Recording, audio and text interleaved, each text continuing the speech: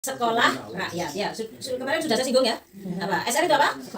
Sekolah rakyat. Diperuntukkan siapa? Untuk anak-anak PKH.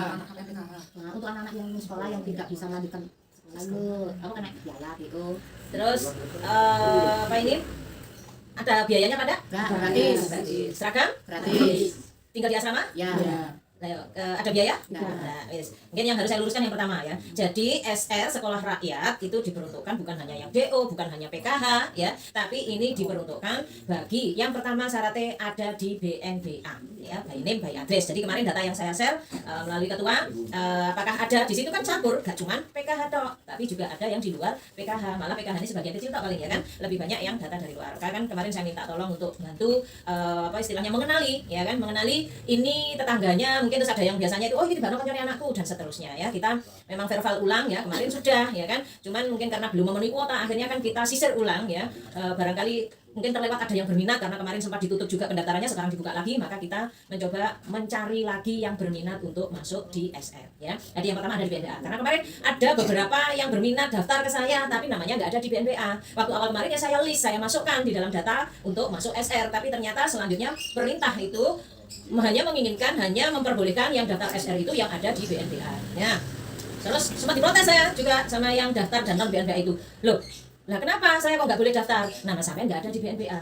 Loh terus daftar itu dari mana dapatnya, sampai ngomong saking nggak terimoni karena pengen daftar. Terus loh itu ada di BNBA, itu diambil dari Detizen ya, dan ini mencatat mereka yang ada di desil 1 dan 2 yang ada di BNBA untuk daftar SR. Yang pertama ada di BNBA, BNBA itu dari Detizen, data terpadu sosial ekonomi nasional kan gitu ya.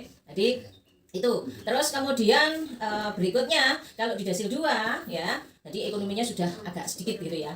Ini nanti harus ada SKTM dari desa ya, surat keterangan tidak mampu dari desa. Terus ya, kalau sudah dapat SKTM dari desa maka diusulkan melalui dinas sosial untuk mendapatkan rekom dinas sosial. Nah, kemarin ada dari desil 2 pengen daftar ya kan, sudah dapat SKTM, tapi ketika dilihat foto rumah ya kan, depan belakang samping dalam ya, foto anaknya dan sebagainya, ternyata tidak memenuhi syarat, akhirnya ditolak, tidak di-approve, tidak direkom oleh dinas sosial. Ya kami juga berusaha untuk, meskipun kita dikejar deadline dan dikejar jumlah target, tapi juga tetap harus bisa memenuhi syaratnya. Ketika tidak memenuhi syarat, ya sudah, ya mohon maaf kan gitu ya. Sama kayak tadi sebetulnya dia apa istilahnya yang kemarin daftar Magito-Gito ingin ikut, tapi karena tidak ada di BN. Padahal ya kalau apa istilahnya saya juga tahu rumahnya, saya juga tahu pekerjaannya dan sebagainya, sebetulnya sih ya layak untuk dapat, boleh gitu ya. Cuman ya kan kacamata kita berbeda, apalagi karena tidak ada namanya di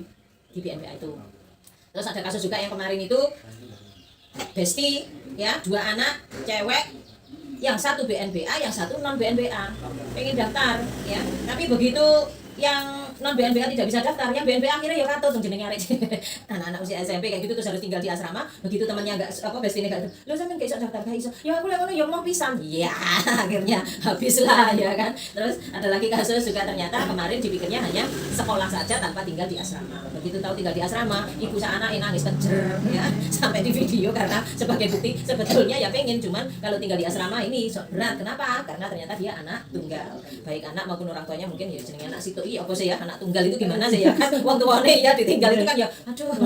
Terus anaknya juga aduh hampir pisah sama orang tua ya. Sebetulnya sih kalau demi kebaikan untuk pendidikan ya harusnya ada sedikit pengorbanan ya, kayak sebetulnya alah mau 3 tahun kok ya kan. Terus lagian juga mungkin nanti libur masuk ya gak boleh pulang, lebaran kan mestinya juga boleh. Lagian becik sak Jombang ya kan, di mana Mojoagung ya, sebelum di Denanyar, jadi tinggalnya di sekolahnya di SKB Mojoagung gitu ya.